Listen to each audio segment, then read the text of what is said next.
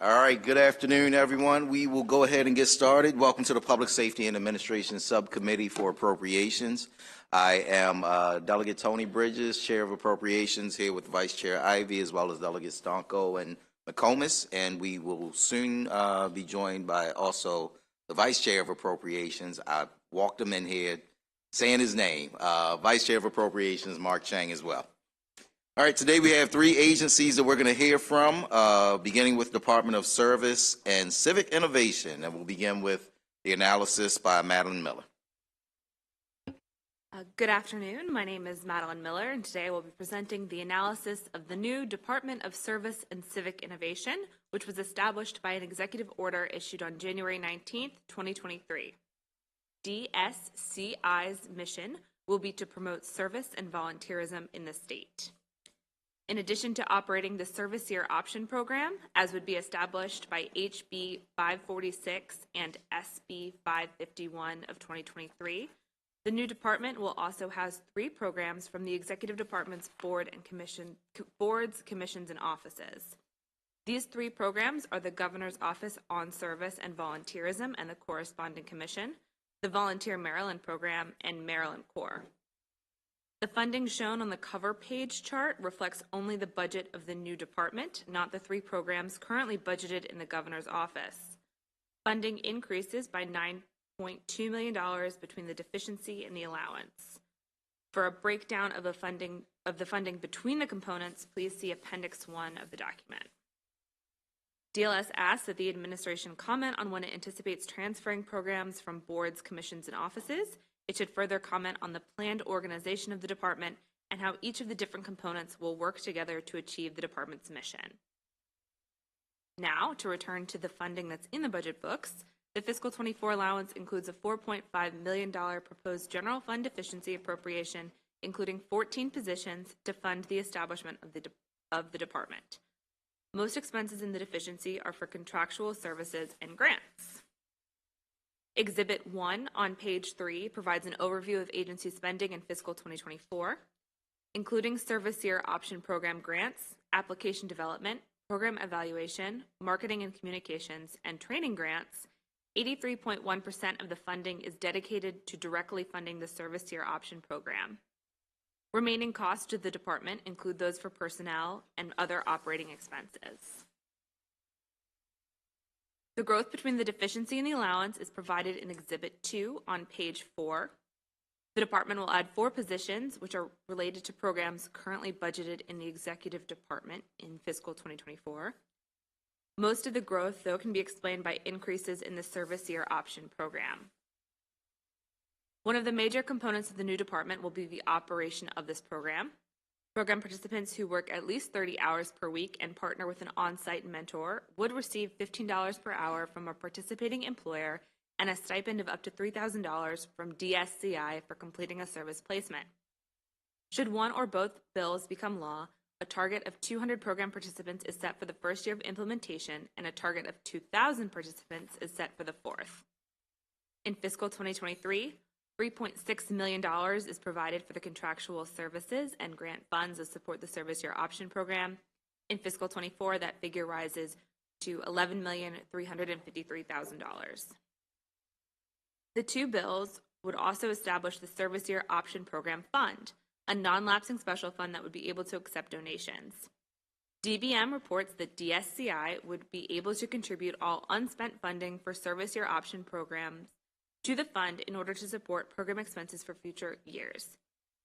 It seems likely that some fiscal 23 funding and potentially some fiscal 24 funding will not be expended, given that there is not yet an acting secretary and no staff have been hired. Therefore, DLS recommends making the fiscal 23 and 24 funding available for the Service Year Option Program contingent on the passage of HB 546 or SB 551, and those recommendations are shown on page 8. DLS also asks that the administration comment on its goals for the Service Year Option Program, its plans to implement the program in fiscal 23 and 24, and how it intends to use the Service Year Option Program Fund to support the program's operations in future fiscal years. Personnel information is provided on page 6. So the budget currently includes 18 positions in the deficiency, and in fiscal 2024, It is anticipated that an additional 13.8 positions will be transferred to the department for a total of 31.8. The only key observation appears on page 7. One of the programs currently funded in the executive department is the Maryland Corps program. The Maryland Corps program and its associated fund were established by Chapter 654 to fund stipends and scholarships to young adults who commit to service in Maryland communities. The program was not established by the deadline set in legislation and was restructured by Chapter 37 of 2022. Under the restructured Maryland Corps, program participants are able to transition to the workforce as well as to an institution of higher education. Chapter 37 also expanded the program eligibility requirements and requires the board to adopt regulations regarding the different program elements. Those elements include, but are not limited to, program participant eligibility, selection of regional operating partners, stipends, education awards of $6,000 for participants, workforce development training, and ongoing evaluation of the program. The administration should comment on the operational plans for the Maryland Corps program and the associated fund and how it will operate within DSCI. That concludes my presentation. Thank you very much, and I'd be happy to take any questions. Thank you, Madeline, for your analysis. Do we have any questions for our analysts? All right, seeing none. Thank you again for your thorough analysis.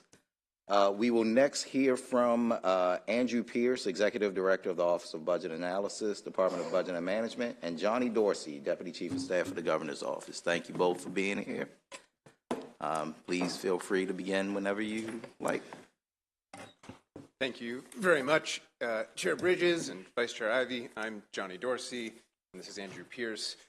We wanted to start by just saying that we appreciated Madeline Miller's analysis, and we're appreciative of all the work that went into that, so thank you very much.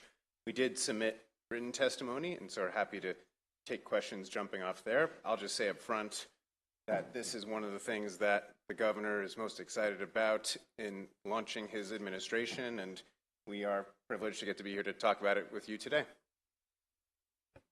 Thank you very much. Let me just say I am excited about this program as well. Back when I was had less gray hair, I actually worked in the Governor's Office of Community Initiatives. Right. I was the Chief of Staff, and we had the Governor's Office on Service and Volunteerism as well as Volunteer Maryland, and it's great to see service elevated even higher within the Governor's Office. So I think this is a really good initiative, and I'm more than excited and looking forward to once you all get started and bring on your new staff and figuring things out for how we need to move forward. So thank you very much. Are there any questions for this dynamic duo? Looks like there are none. That was an easy budget hearing for you today. I won't add more to my gray hair. Right. No, thank you both for being here. Definitely appreciate it. Thank you. Thank you. Yep. All right, that'll end the hearing for the Department of Service and Civic Innovation, and we will turn now to the Department of General Services with the analysis by Patrick Frank.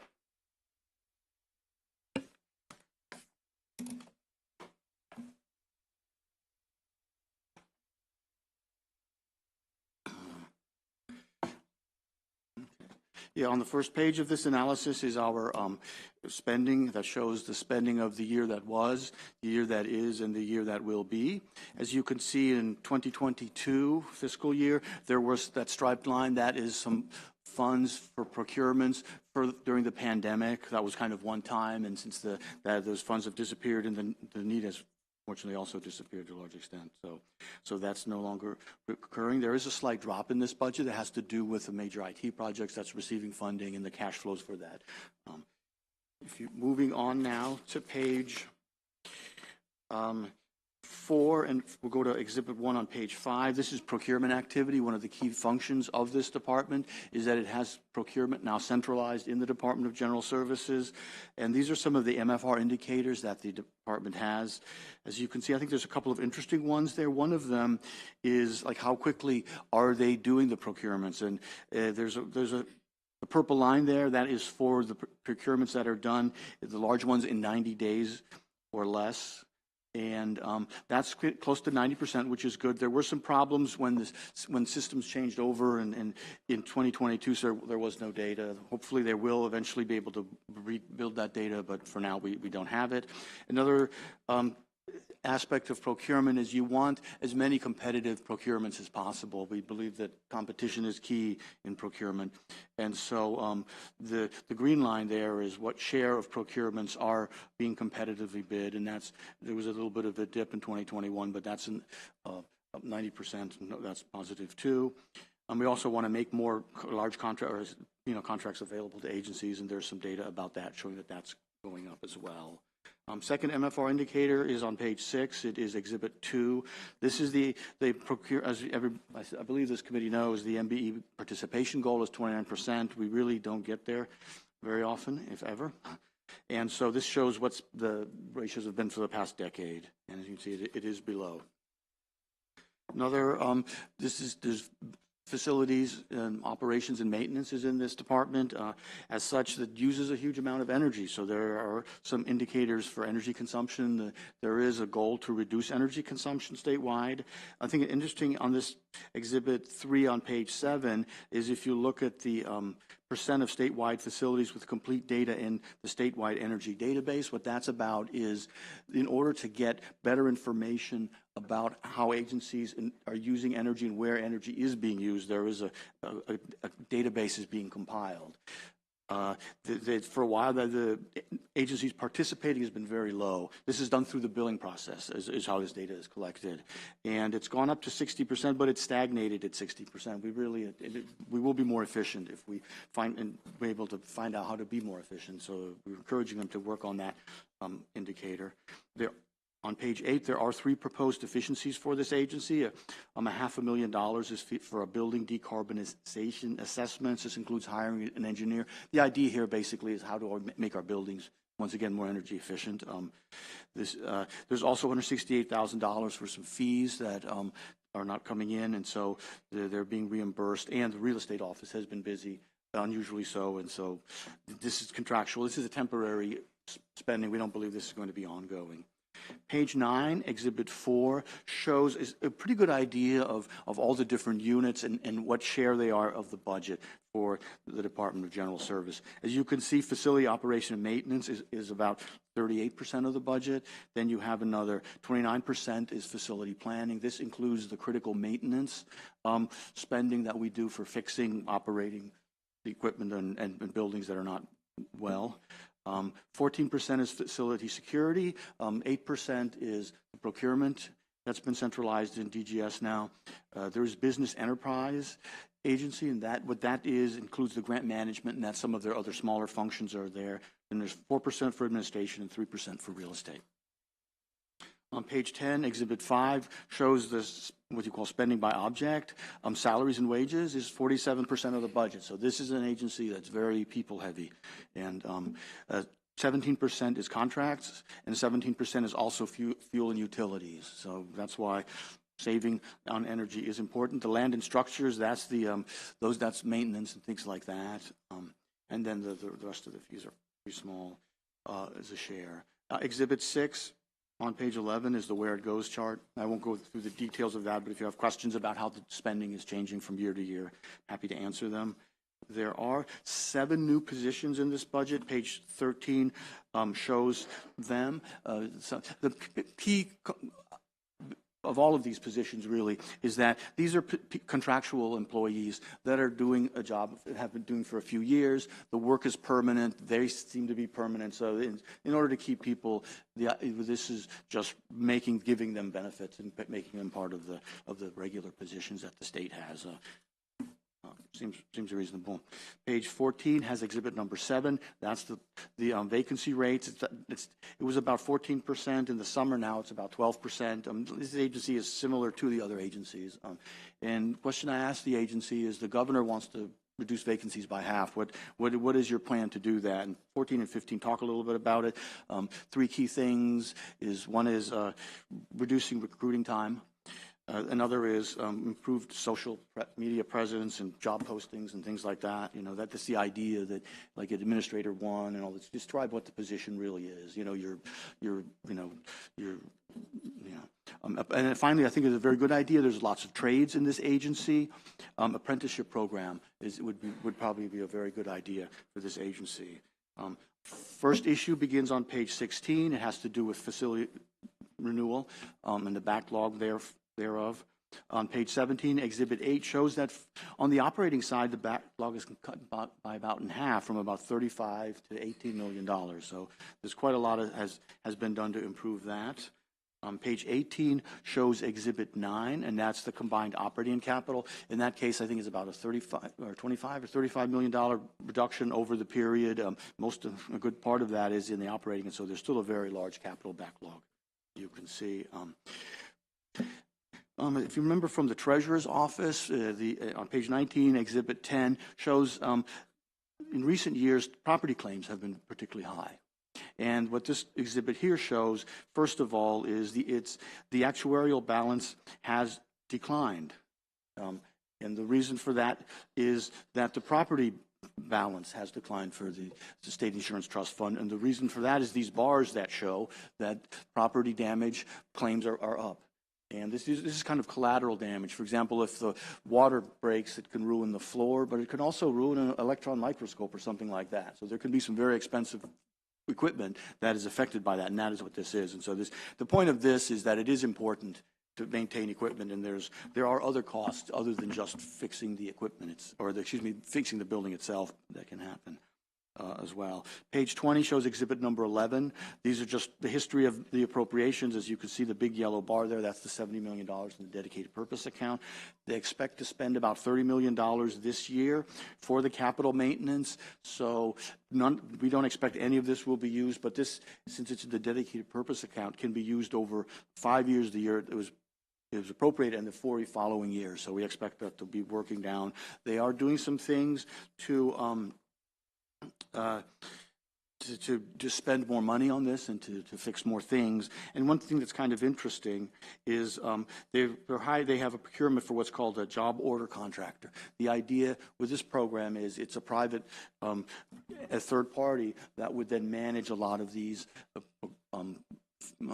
fixes in the maintenance program in order so they can do more projects. And that's kind of getting some help since they have this big short-term $70 million injection of funds in order to get that spent more quickly, and that'll reduce property claims and damage and things like that. So that's an interesting idea. We'll watch that space and see how that evolves. Also, what's happening is the department is moving forward with some programs, and one of the interesting ones I'll talk about is later, but first I'll talk about the maintenance and unscheduled work orders on page 12 page 22, exhibit 12. What this shows here is that basically the unscheduled work orders have been fairly consistent, but they have dropped recently. Those are emergencies. We want to keep those down, which one way to do that is to keep the scheduled work up and to keep things fixed. And so this is one of their MFR indicators. We're encouraging them to do the work that is keeping things fixed. As I was going to say earlier, there's some sensors that they're installing on the equipment that they have in their facilities. There's basically the most common is two kinds. One would be for heat, and the other would be for vibration. The idea here is that you calibrate the sensor, and if it starts vibrating too much or generating too much heat, that could be a real problem. Before it causes other damage, you can check on that. So what this shows here is the extent to which these sensors have been installed in the equipment. To date, only about 5% of the buildings have had them installed. They hope to move up to about 12%. This will take some time, but there are some benefits. And if you go to page 24, these are some of the estimated benefits. The bars there are the number of accidents or emergencies averted by the sensors, what they anticipate. There was one in the first year of it. As more sensors are installed, there should be more aversions of damage. Also, it's interesting, and I asked them if this is a coincidence or is it there's something to this. As you install more of these sensors, you become more efficient, and you actually you get an even bigger bang for the buck, so to speak, on this. So we're going to encourage them to do that. Issue number 3 starts on page 25. It's about the state center moves. 26 has Exhibit 15. What this shows is all the Board of Public Works leases that have been approved by the Board of Public Works. And so, as you can see here, just about all the agencies are now have leases to move out of State Center. The leases increase about 2 to 3% per year, so it looks like these will be pretty favorable in the long run to manage costs. Also, on page 16, Exhibit 16 on page 27 is a map that shows where the agencies are moving. Generally, where they're moving is down along in the central business district. I forgot the name of the street. I'm trying to look for it here. But yeah, you can see there at the bottom of the map. Also, they're moving out of the State Center, which is at the top left corner of the map, and also in the middle there's the Saratoga complex is also there. They're moving out of that as well. About 2,800 employees are in those facilities at State Center. Final issue we'd like to mention is that there is some training that the department is developing. It starts off as the supervisor training, manager training, and leadership training. Right now, they have an MOU with Towson University. They're developing the training now, and it should be up and running by the end of this year with some training classes. We've asked them to develop some MFR indicators and some so that this measuring success for this is part of the normal budget process. The recommendations are on page 30. First one is the training that I just mentioned for the some MFR indicators for that, and also we really want another State Center update in December so that we know going into the session next year what the status is of that project. And then there's the standard appendices, and with that I'll conclude my remarks and take questions. Thank you, Patrick. Just a quick question. Do you know how many agencies or how many personnel are still left in State Center? Yes. What will happen is at this point, I think there's only two that when I talk to them that don't have are going to be left, if you will. One is the tax court, and this is a small agency, so they're just deciding whether they want to lease space, find space, and that should be able to take care of. The other one is interesting is DGS itself, which is going to be moving into Guilford Avenue, but that project was delayed for 2 years. So it looks like there's a question about what the timing of that and how will they manage that move? Will they be the last one there? Yep, thank you. Are there any other questions for the analysts? Seeing none, thank you very much. Definitely appreciate your presentation. We will now bring up Secretary for the Department of General Services, Secretary Chowdhury. Please bring up any members of your staff that you'd like to and just have them introduce themselves as they speak. And welcome to your first budget hearing for Public Safety and Administration. Thank you, Mr. Chairman. Good afternoon. Chairman Bridges, Mr. Vice Chair Ivy, members of the committee. For the record, I'm Atif Chowdhury, Secretary of the Maryland Department of General Services.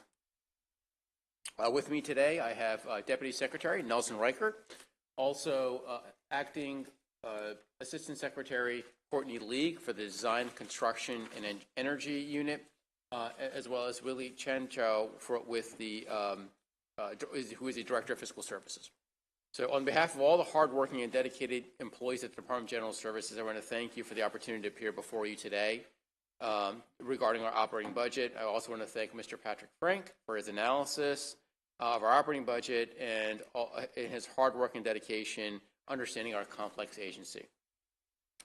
As you're well aware, DGS is known for its expertise in real estate construction, procurement, and management and securing of state facilities throughout the state. I just wanted to hit a few highlights and accomplishments over the past, over fiscal year 23. At the end of calendar year 22, DGS has a building assessment unit. They assessed over 1,400 buildings encompassing over 25 million square feet. They gather data, which is being used to develop and manage both our facility renewal as well as our critical maintenance backlogs. They're also now starting their second round of assessments of state-owned buildings to look at critical infrastructure needs as well as any needs that will help facilitate the reduction of the state's energy carbon footprint per recent legislation. I also wanted to hit a few highlights on some energy conservation measures DGS has been implementing.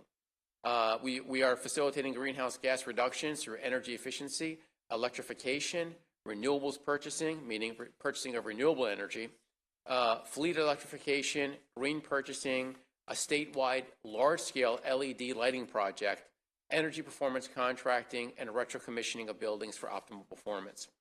We're also looking at our new capital projects to make sure that they are energy efficient, where all new capital projects, including new construction and major renovations, will require electrification for heating and HVAC needs. So there will no longer be a reliance on fossil fuels, with the exception, obviously, of any type of emergency generation, meaning emergency generators. DGS also recently completed phase 1 of the State House exterior grounds, which included the restoration of the dome of the State House. I think it turned out magnificent. It was magnificent, and it really showed the hard work and dedication, something that historic being restored in such a great manner. For those that have been looking at it over the past few years, it sort of was showing some wear and tear, paint was peeling, but it was a really, really great restoration. And we also included enhanced fire protection to better protect it from from any type of storms or any type of fire. Phase 2 will commence this year. Will include the building building envelope, the grounds, as well as something I am very excited about, the Treasury building on the State House grounds. And we are also sub-metering the Annapolis complex as well for better energy efficiency.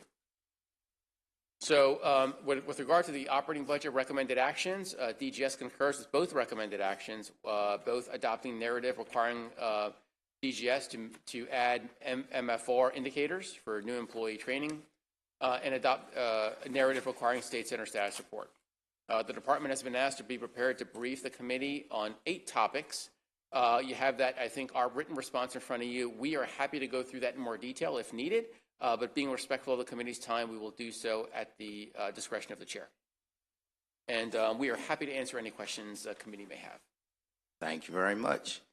Just a quick question in terms of the agencies that are left at State Center currently.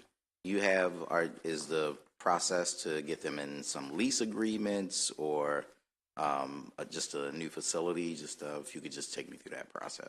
Yeah, absolutely. Nelson, I'll let you chime in here. I think there's only a few that are remaining. It's DGS, and we've got a capital project in a queue to actually renovate a facility to our needs. And then there's the DBM Office of Capital Budgeting and the Tax Court. And is there any others, Nelson, that you're aware of?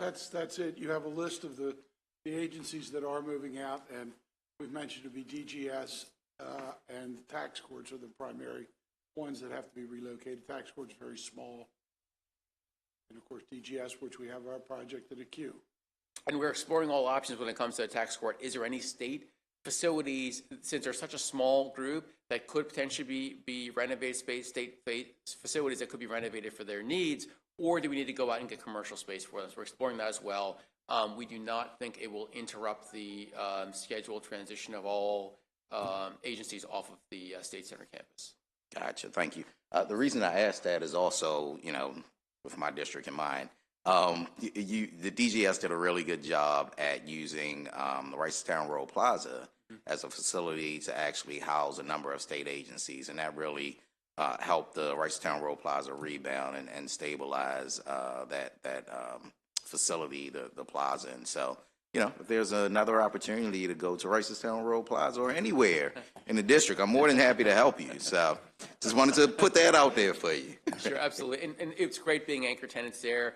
We saw it as the mall demobilized into more of a shopping center. Our presence there has really stabilized the area, so we were very, very happy to see that. Yep, definitely appreciate it. Vice Chair Ivey. Thank you, Mr. Chair, and thank you, Secretary Chaudhry, for your wonderful response there. I wanted to draw our attention to Exhibit 2, page 6, where it talks about our MBE participation goals. And so, just for everyone that's watching, we haven't met those goals, which has nothing to do with you. You just started here. But do you have any plans to try and address this discrepancy here? It's a great question. Thank you, Mr. Vice Chairman. Yes, so I know that this is one of the governor's top priorities. He's been very vocal about that. So we will be coordinating extensively both the governor's office with GOSBA, the governor's office of small business, as well as the MDOT Minority Business Enterprise Agency, in order to really develop a plan to help increase the percentage of MBE participation. And MBE veteran-owned, women-owned, small businesses, et cetera, to really help do that. We're looking at various options. We're looking at things such as statewide contracts, which can be very, very cumbersome. And many small businesses and minority businesses cannot participate as primes on large-scale statewide contracts. So is there an opportunity for certain contracts to be broken down into more regional or smaller, more manageable contracts? We're looking at that as an option. We're also looking at streamlining processes when it comes to the RFP process in general. Just as an example, a 400-page RFP can be very, very cumbersome and very scary for a minority-owned business, a small-owned business, to solicit a response to. And the requirements associated with that, whether it's insurance requirements, whether it is bonding requirements, other things can be very onerous for these MBE and small businesses. So we're looking at all options and looking at innovative ways we can work with the minority-owned businesses, small-owned businesses to help solicit more of a response from them. And we'll be doing, I believe we'll be doing a lot more outreach as well to learn challenges that they are facing to see if we can address them more systematically. Because we've met with some of them recently, and also MBE Night in Annapolis, which I think was a huge success. We had a great turnout there, and we heard a lot of concerns and issues. We're setting up follow-up meetings to help learn more and develop solutions to these challenges. Yeah. Well, I appreciate the answer. I've asked the question before, but I like this answer the most. So, Mr. Chair, I have one more question, though. So we talked about the different forms of business enterprise programs that you run. That's not only minority business enterprises, but specifically speaking on race-based affirmative action.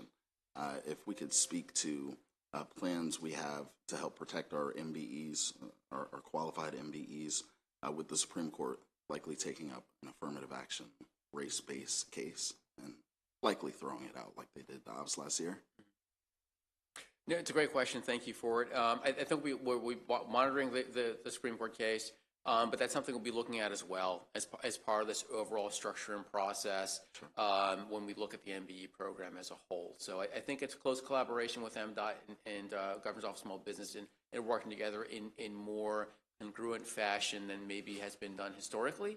And I think with that, open lines of communication and more outreach with the communities, I think we're going to have I am very, very hopeful that we will start to move towards meeting, if not even exceeding these goals, especially with all the members of the Board of Public Works, including the governor, being very vocal that they would not like to see waivers coming forth right in the future. Sure. Yeah, I just want to highlight it because we're going to be out of session soon, and then the Supreme Court's going to make their ruling. And so I just want to make sure that we're all addressing it with the urgency it requires. Thank you so much, Mr. Secretary. Absolutely. Thank you, Mr. Chair. Thank you, Mr. Vice Chair. Any other questions? I do have one sort of question, just in terms of, I know there's an apprenticeship program for entry-level jobs that you're putting together. Can you talk to me a little bit more about how you're using, or even if you're using, like workforce development programs throughout the state to help with that, working with the local labor union to set up the program? Just give me a little bit more information on how the program is being established. Yeah, thank you very much, Mr. Chair. And I would like to certainly see more workforce development implemented within the Department of General Services to really see people have a career ladder to climb. As an example, state procurement, it's a niche field. You learn state procurement, it's only good in state government. You can't use it at the local level, you can't use it at the federal level, and there's a very limited number of procurement officers in the state. Therefore, there's an arms race. Anytime that they're hiring, we're cannibalizing each other, meaning we're taking each other as procurement officers. So building a pipeline for that, can we get more people that maybe not interested in college, interested in getting into a career path in procurement where they can have a career ladder to climb? Same thing in the maintenance worker field, where I just met with my HR director today to talk through the possibility of even having our building service workers moving into a maintenance field and having a ladder to climb, having a more systematic approach to being able to be promoted throughout that, given the low grades associated with them. So no one wants to be in a dead-end job. And I think doing that and being able to have folks come in at the entry level with little to no experience and have the ability to train with staff, qualified staff, will help them climb a ladder and become more trained. The other thing I think that'll help with is retention. We have an aging workforce, and I'm very cognizant of the fact that we'll have many retirements coming up fairly soon. And we want to make sure we've got a plan in place to keep that institutional knowledge and that training and abilities as we start to see these retirements or people leaving for whatever reason. We can retain that knowledge. But recruitment and retention, I think, will be one of my top priorities to make sure that we're doing that across the board. We have a very diverse workforce, and it can be very challenging both recruiting as well as retaining staff. Yeah, thank you for that response. I know throughout the entire state, looking at all of our state agencies, recruitment and retention has been an issue in terms of hiring and keeping good people in place. And so, knowing that you have at least one way that you're looking at, recruiting folks for at least entry-level jobs is really helpful. So just wanted to highlight that in the work that you're doing with at least the apprenticeship. Yeah, no, thank you, Mr. Chair. Thank you. Delegate McCombs. I'm going to be a little off script, but my question to you is, do you do any maintenance on vehicles for the state? We have a maintenance contract. I believe it's through Element. So the state, I believe the state, Outside vendor then? Yeah, outside vendor that coordinates it. So I believe the state has a contract with an outside vendor, and that outside vendor will do the maintenance and repair on the vehicles. Because I know, I had a friend that worked for Baltimore County, and they worked in the vehicle maintenance, and they did all the maintenance on the police and all the different vehicles, and of course they retired. And then I knew someone else that they wanted to stay within the university system as a teacher or whatever they did, because then their children could get reduced Tuition. or maybe even tuition waiver. And then I think Hopkins does that for different people that work there for their students and stuff. And since we're kind of trying to think outside the box to keep people engaged work-wise and giving them benefits that they might not get if they were in private industry, have you ever thought about maybe doing some of that stuff? Like if you want to do training, maybe, because I know we don't have automotive in the schools anymore. We don't have any trades in the schools. And quite honestly, the folks that do some of the work painting around here, they're incredible, because, I mean, they go in and you never know that somebody put a bunch of pictures on the wall like for 50 years. I mean, it's like there's never been a picture put up. And so they do pretty incredible work. So I was just wondering if you've kind of thought about doing something like that, since your department is very much of a hands-on department compared to some of the other departments. No, thank you very much for the question. Yes, so I have thought about that. Over the years, DGS has been moving away from having more maintenance, hands-on maintenance mechanics, and moving more towards a building management style, meaning we manage buildings, but we bring in vendors in order to actually do the mechanical, electrical, plumbing work that needs to be done in buildings. I would suspect that that's the same thing that happened, us being the state phasing out of doing our own maintenance on vehicles. And the challenge there was that in the private sector, a plumber is going to make a lot more money than they would in state government. So it's very difficult for us to hire a licensed plumber to come in and work at our state salaries.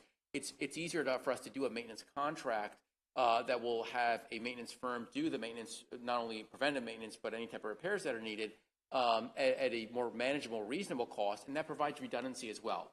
If we hire one plumber, if that person's off, we need a second as a backup, et cetera. So I think that has historically been where the state has been going when it comes to both, maintenance type field, when it comes to automotive or building maintenance. But we do still have maintenance classifications, and I think that there is an opportunity here, as I indicated, for us to move some folks up to actually be trained up into the maintenance field to actually be building managers. They can train up, or they have enough knowledge and expertise of building maintenance to actually do building management and sort of elevate up. But there's certainly a field for that. And I would really like to see, as part of workforce development, is to really capture those individuals that are not looking for college, but are looking for a pension system. We're looking for state benefits where they can do that, and we can have some form of a career ladder for them to climb.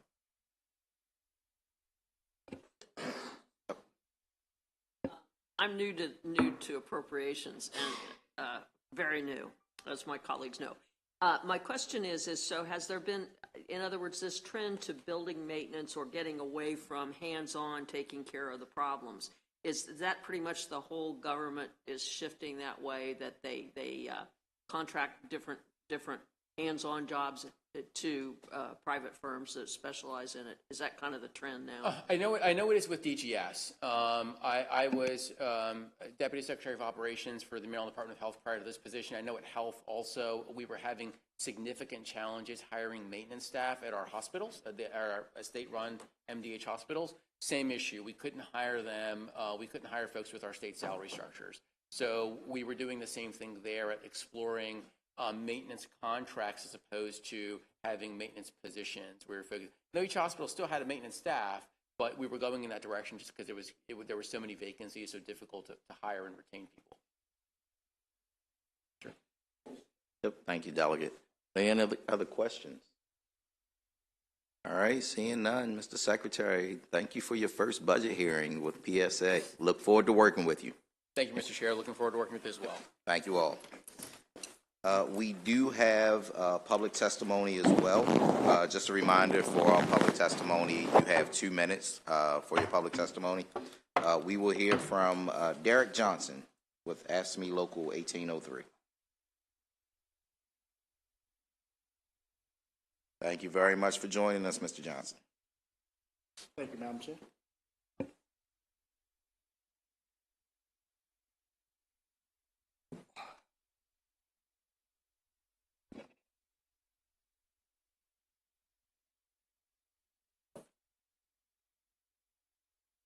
All right.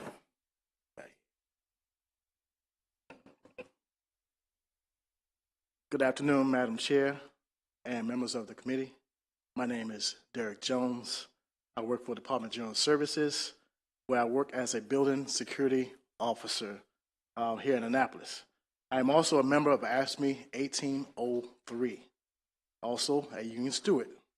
I thank the committee for this opportunity to speak before you today to highlight 2 issues about the Department of General Services budget. First issue, DGS continue to use contractors to perform state jobs like in security. These should be merit positions. Second issue, DGS, like many other state agencies, continue to have high numbers of vacant positions and low salaries. For far too long, our members who are on the front line have continued to do more with less.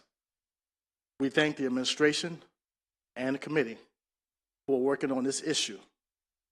We need to fill these vacancies. Thank you for your time.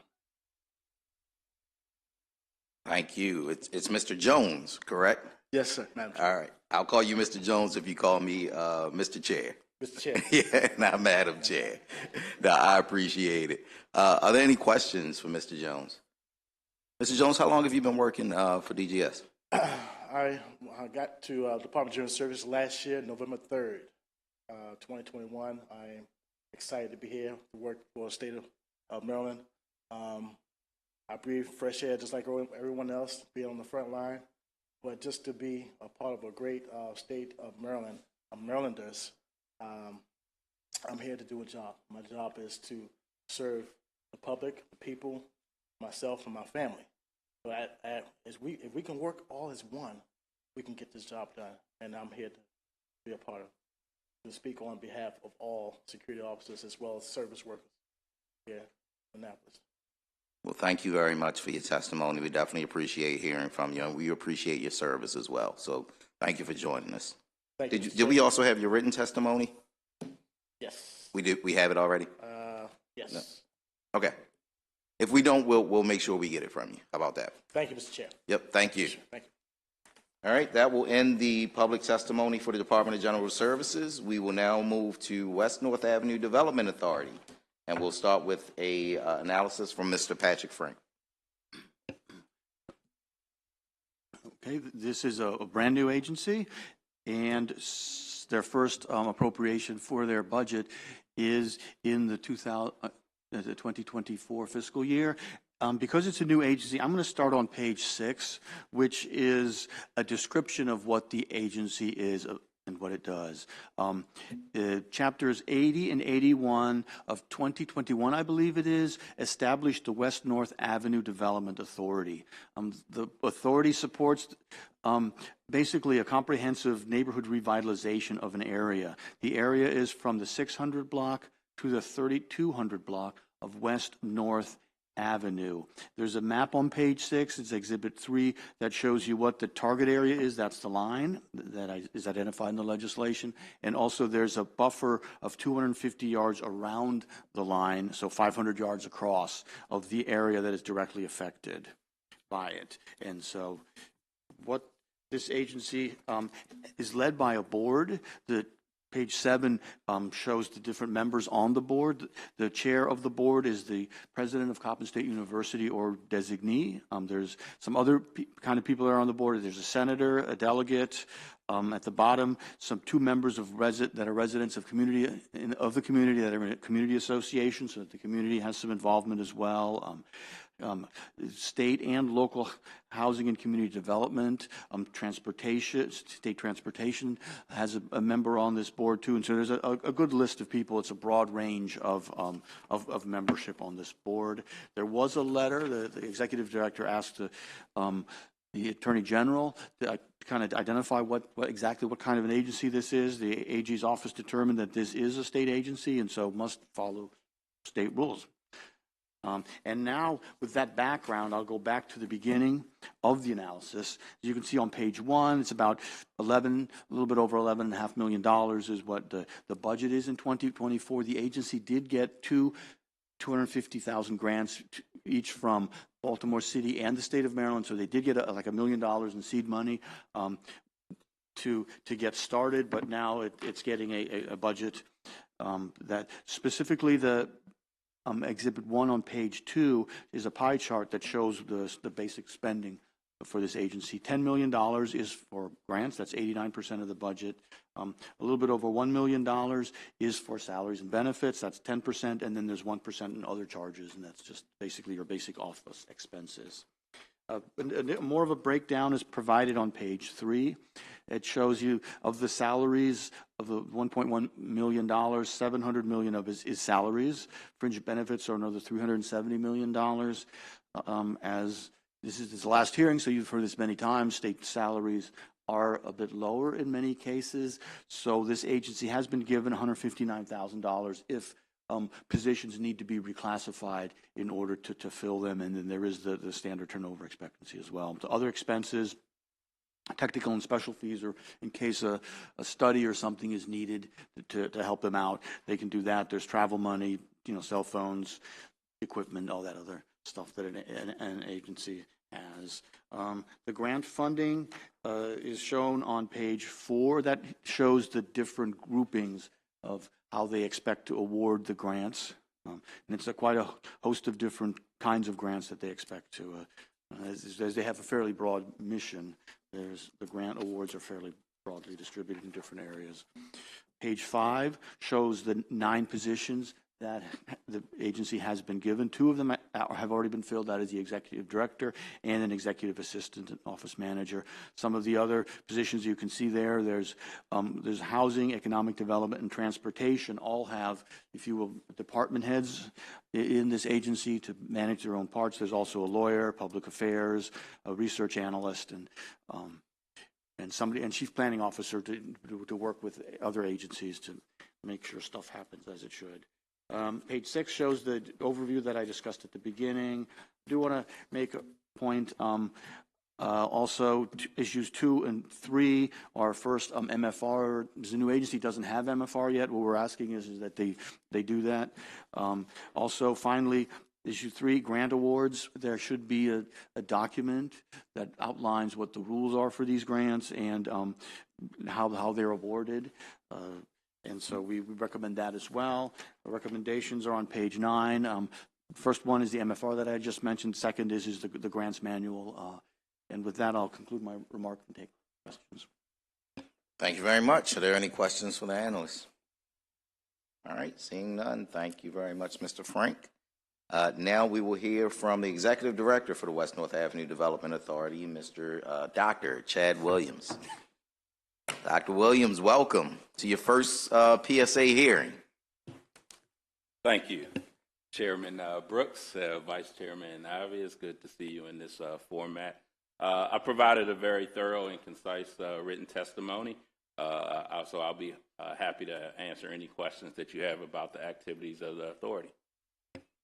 Thank you very much. Well, first of all, I'm looking forward to hearing more about the authority and seeing the work that you do. I know it's early on, and so there's not much that we can talk about now. You haven't even gotten your staff together as much. So the one question I did have, where are you located currently? Are you at Coppin, or do you have a separate office location just yet?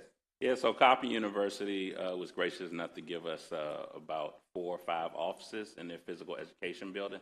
So we have half of that suite on the top floor as of right now. Will you stay there, or you're yeah, probably... so we physically work out of that office.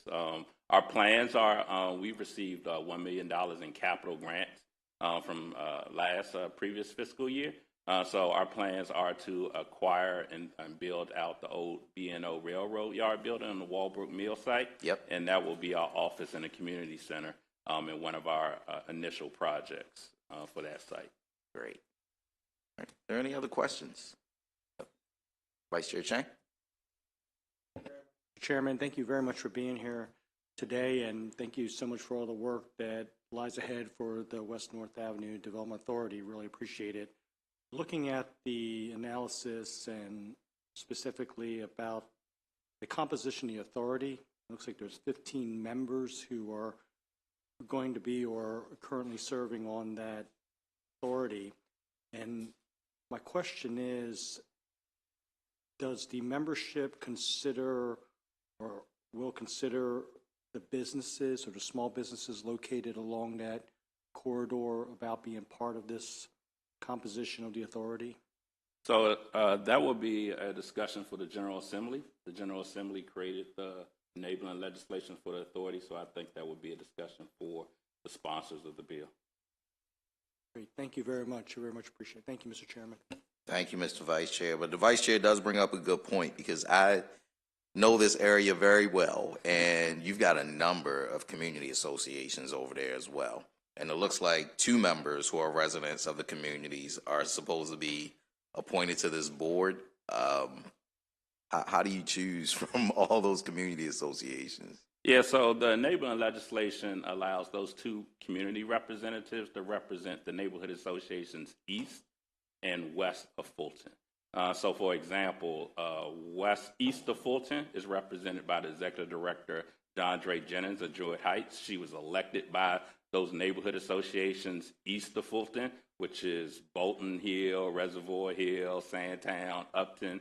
And then the neighborhood associations west of Fulton are currently represented by Minister Glenn Smith, who sits on the board of Coppin Heights CDC, and that represents those neighborhood associations. Thank you. Yep. Are these, how long are the terms for the appointed members?